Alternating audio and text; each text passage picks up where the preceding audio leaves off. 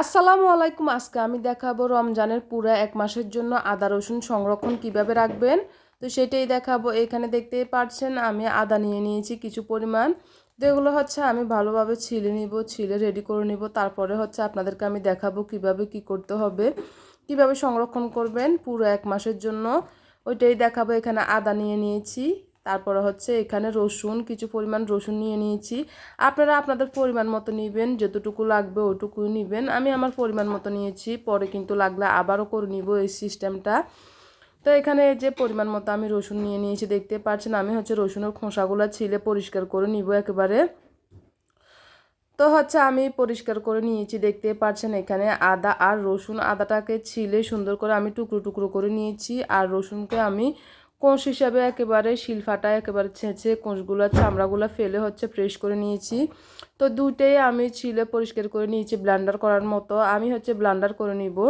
আপনারা চাইলে যদি ব্লেন্ডার না থাকে শিলফাটায় হচ্ছে বেটে নেবেন। যে এখন আসলে সবারই ব্লেন্ডার থাকে, এমন কারণ নয় যে এমন কোনো কথা নাই, সবারই ব্লেন্ডার থাকে। যাই হোক, আমি এখানে সুন্দর করে ব্লেন্ডার করে নিব আদা রসুনগুলো। তো দেখতেই পাচ্ছেন অবশেষে আমার আদা রসুন ব্লেন্ডার করা হয়ে গেছে। এখানে আমি আদা নিয়ে নিচ্ছি, কত সুন্দর ফিনিশিংভাবে ব্লেন্ডার করে নিয়েছি। আর এই বাটিতে হচ্ছে রসুন। তো এখানে আদা রসুন আমার একেবারে সুন্দর করে ব্লেন্ডার করা হয়ে গেছে। এখন আমি যে পরিমাণে রাখবো, যেভাবে রাখবো, সংরক্ষণ করব, সেটাই দেখাবো আপনাদেরকে। তো এই যে আমি এক পাশে রেখে দিচ্ছি। এখানে হচ্ছে দেখতে পাচ্ছেন আইস বক্সগুলো। এই যে আমার এই আইস বক্সটা হচ্ছে ফ্রিজের সাথে দেওয়া। এটা হচ্ছে ফ্রিজের সাথে আইস বক্সটা, এটা কোনো ঢাকনা নেই, কারণ এখানে আমরা অনেক সময় আইস রাখি। তো এটা হচ্ছে ফ্রিজের সাথে। আর এই যে ডাকনা সহ, এটা হচ্ছে রেডিমেড, আমরা দোকান থেকে কিনে আনলাম। এটা ডাকনা সহ, এটাতে যে কোনো কিছুই রাখা যায় একেবারে সুন্দরভাবে। তো এটা ডাকনা আছে, বাজার থেকে কিন্তু কিনা যায়। তো যেহেতু আমি আর একটা কিনে না, একটা হচ্ছে আমার ফ্রিজের সাথে দেওয়া, আর একটা হচ্ছে আমার কিনে, তো আমি দুইটাতে হচ্ছে একটাতে আদা একটাতে রসুন দিব। এখন এই যে দেখতে পাচ্ছেন আমি একটা চামচের সাহায্যে সুন্দর করে আদা রসুনগুলোকে হচ্ছে আইস বক্সের ভিতর ঢুকিয়ে নিচ্ছি একেবারে।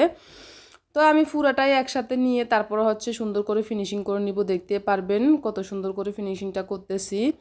তো একেবারে এই যে সুন্দর করে আমি ফিনিশিং করে নিয়েছি প্রতিটা আইস বক্সের ভিতরে আদাগুলো ঢুকিয়ে। কিছু পরিমাণ আমার বেঁচে গিয়েছে, ওটাকেও কী করব সেটাও দেখাবো আপনাদেরকে। তারপর হচ্ছে রসুনগুলোকেও আমি প্রত্যেক এই যে আইস বক্সের ভিতরে হচ্ছে ফিনিশিং করে ঢুকিয়ে নিচ্ছি। দেখতে পাচ্ছেন যতটুকু আমার এই আইস বক্সের ভিতরে হয় তারপরেরগুলো আমি এভাবে করে রাখবো। তো দেখাচ্ছি এখন যতটুকু হয় এই আইস বক্সের ভিতরে। এই যে রসুনগুলো কত সুন্দর ফিনিশিং করে নিয়েছে দেখতে পাচ্ছেন। আর এখানে হচ্ছে আমার বেঁচে যাওয়া আদা রসুন রয়ে গেছে যে কিছু পরিমাণ, এখানে হচ্ছে আমি একত্র করলাম এগুলো আদা রসুন। এখানে হচ্ছে আমি আদা আলাদা রসুন আলাদা রাখলাম আইস বক্সে, আর এগুলো হচ্ছে আদা রসুন একসাথে মিক্সড করে আমি পরবর্তী সময়ে কিন্তু আইস বক্সের ভিতরে এভাবে রাখবো। যেহেতু আমার আইস বক্স এখন আর নেই, এগুলো যখন বরফ হয়ে আমি রাখবো তখন তারপর এগুলো এখন আপাতত নর্মালে রাখবো কিছুক্ষণের জন্য, না হলে কিন্তু নষ্ট হয়ে যাবে। তো আমি ভালোভাবে ফিনিশিং করতেছি দেখতে পাচ্ছেন, একেবারে মিশিয়ে নিচ্ছি আদা আর রসুনে। তো মিশানোর পরে হচ্ছে আমি একটা বক্সের ভিতর রেখে দিব, কারণ নর্মালে রাখতে হবে, এগুলো না হলে নষ্ট হয়ে যাবে।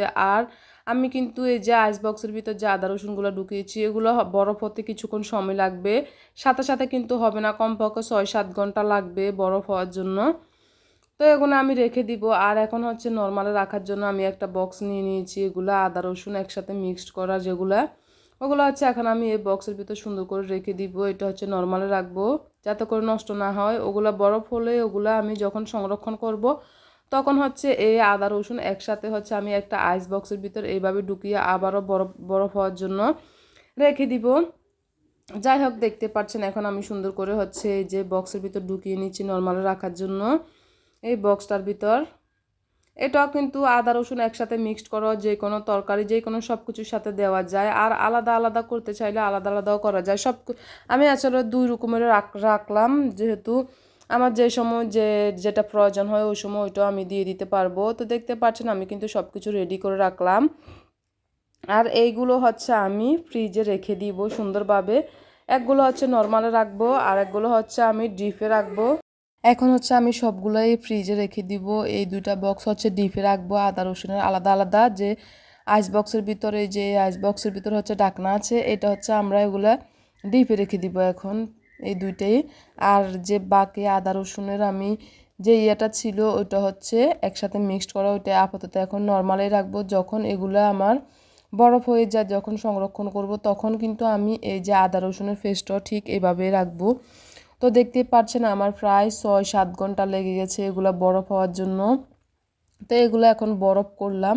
তো আমি এই যে দেখতে পাচ্ছেন পড়তেছে না, কারণ আমার এখানে 2 থেকে 3 মিনিট পর্যন্ত আমি এভাবে রেখে দিব, যাতে করে এগুলো একটু লুজ হয়ে যায়। লুজ হয়ে গেলে কিন্তু একটুখানি বরফ গললে কিন্তু আমার এগুলো সুন্দরভাবে খুলে যাবে। তা আমি এগুলো একটু লুজ হওয়ার জন্য 6 থেকে না 3-4 মিনিট রাখলে হয়ে যাবে উপরে সাধারণত। তা আমি এই যে 3-4 মিনিট রেখে দিয়েছি উপরে।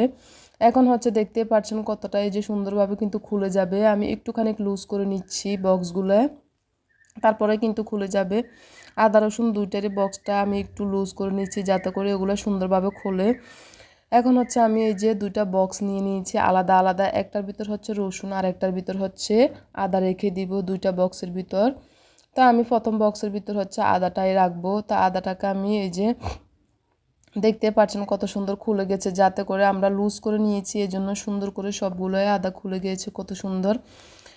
তো এই যে পুরো বক্সের ভিতর কোনো আর কিছু নেই, সবগুলো আদা খুলে গিয়েছে। এখন সবগুলো খোলার পর আমি রেখে দিচ্ছি। তারপর হচ্ছে আমি রসুনগুলো হচ্ছে রেখে দিব। রসুনগুলো ঠিক এভাবে করে আমি একটা বক্সের ভিতর রাখবো, দেখতে পারবেন। তো এই যে দেখতে পাচ্ছেন আমি এখন রসুনগুলো ঠিক একটুখানি লুজ করে রাখতেছি। রসুনগুলো খুলতে একটুখানি কষ্ট হচ্ছে, কারণ রসুন এখনও ভালোভাবে গলেনি, কিন্তু আদাগুলো সুন্দর করে আমার খুলে গেছে। তো আমি একটু আচার দিয়ে হচ্ছে বক্সের মধ্যে খুলতেছি যাতে করে খোলে।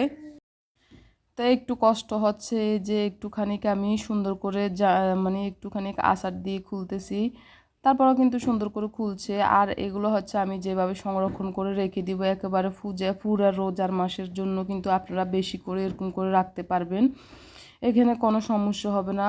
একেবারে অনেক সময় আলাদা করে যে বক্সের ভিতর আমরা বড় বক্সের ভিতর আদা কিংবা রসুন রাখি, এতে করে আমাদের একেবারে বরফ হয়ে থাকে। তো তখন কিন্তু আমরা যে খুলে খুলে একটু একটু করে দিব সেই পরিমাণ পারি না আসলে। তো এখন আর এইসব টেনশন করার কোনো প্রয়োজন নেই, যেহেতু আইস বক্স আছে, আইস বক্সের ভিতর কিন্তু আমরা সুন্দর করে এইভাবে রাখতে পারি টুকরো টুকরো করে। তা এতে কিন্তু আমাদের যে যে পরিমাণ আমরা তরকারি কিংবা যে কোনো কিছুর ভিতর আলাদা আলাদা করে দিতে পারি। দেখতে পাচ্ছেন আমার আদা রসুনের পেস্টগুলো কত সুন্দর হয়ে গেছে। আপনারা বেশি পরিমাণ এরকম করে রাখতে পারবেন আপনাদের পরিমাণ মতো।